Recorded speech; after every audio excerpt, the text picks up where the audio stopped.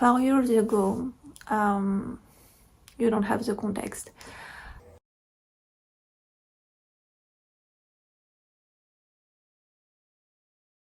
Four years ago, I woke up and I was, it was one of those mornings you can recall in the details, not only because it was highly traumatic, but because when I woke up this morning, it was in the air, something was completely off.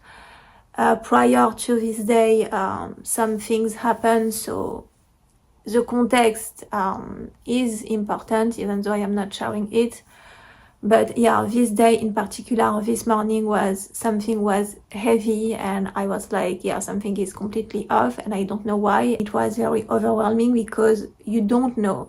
Like you can tell later on, but at the moment you just don't know because you are feeling absolutely everything. And my son, I can tell, was also feeling it because the morning was very overwhelming for myself and the context and the situation was highly stressful. So I was not able to focus on, oh yeah, he's feeling also everything. In the moment, you are just, in the moment. At this time, he's going to summer camp. He was very disturbed and so he was very difficult. This morning, he was, very upset. And because, as I said, everything was heavy, so he was upset, I was upset. Because he was upset, he was not behaving in an easy way. So it was adding to my state.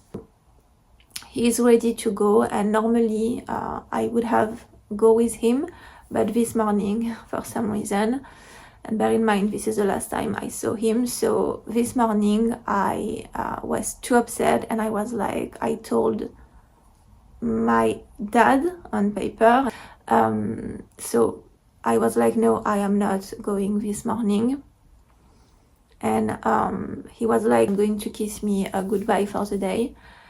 And I did it, but I did it with, this energy I was feeling. So I was not, it was not like the usual morning when you are kissing your child goodbye for the day.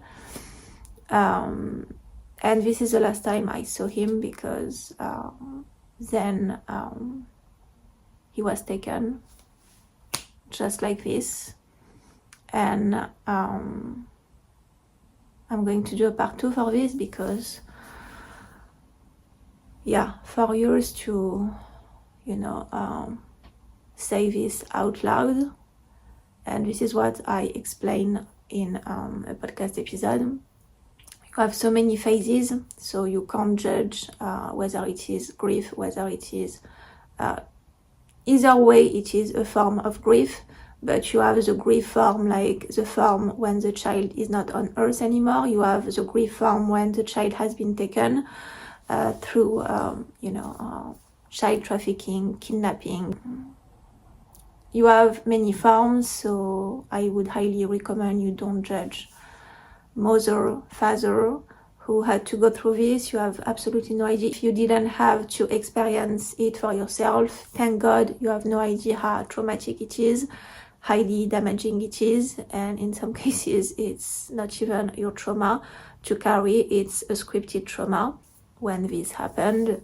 Before this happened, but especially after this happened, I was told that he was not my son, I was not his mom, and before you ask, I did give birth to this child, so it's not as I said, it is not your usual story.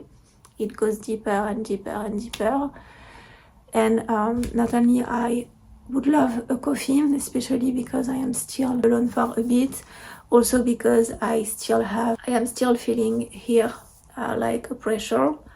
And I am assuming it is, the exposure to spray chemicals, the foul smells, the anxiety, the fact that the narcissist is using the environment to abuse you. It's very subtle, and this has to be a wake-up call. In terms of awareness, abuse has so many layers, and sometimes, yes, in some cases they are manipulating the environment, and to me it goes deeper than just saying it is abuse, because if you are doing things such as spraying chemicals all over the flat, manipulating, I don't even know how it is possible, but I did some research, and apparently in some cases this is what they are doing, to deliberately, I don't know how, but you can have false smells from the bathroom, and this is happening since 2 days now. Again, to make you feel I am in control of the environment, I am going to damage your health. So to me, it's not just abuse, because first of all, to do something like this, you have to be highly disturbed. Okay, this is not normal behavior. To be like, yeah, I am going, first of all, to abuse someone, you have to be highly disturbed, first of all. But then to be like, I am going to spray chemicals, I am going to manipulate whatever you can manipulate, because the 2 bathrooms here are connected. So you have to be highly disturbed to do things like this. And if someone is trying to harm your health, then it's not just abuse. It's, I don't know what label you want to put on this, but it's, I mean, not only it is highly disturbed behavior, but you can't say it's nothing. Because, and if a woman is trying to harm a man's health, well, it's highly concerning. So this should be highly concerning, especially because this is just a tiny, tiny layer of what has been done to me, and not just to me, because in this, at least in what I am sharing today, there is a child who was involved. Yeah, I am also feeling a headache since yesterday. I am going to have a coffee, take my shower, and I will make a part 2 if I am still alone, and if not, I will wait, because sharing things like this when I know he's here and hearing is not something I want to do. Anyways, I'm doing what God told me to do.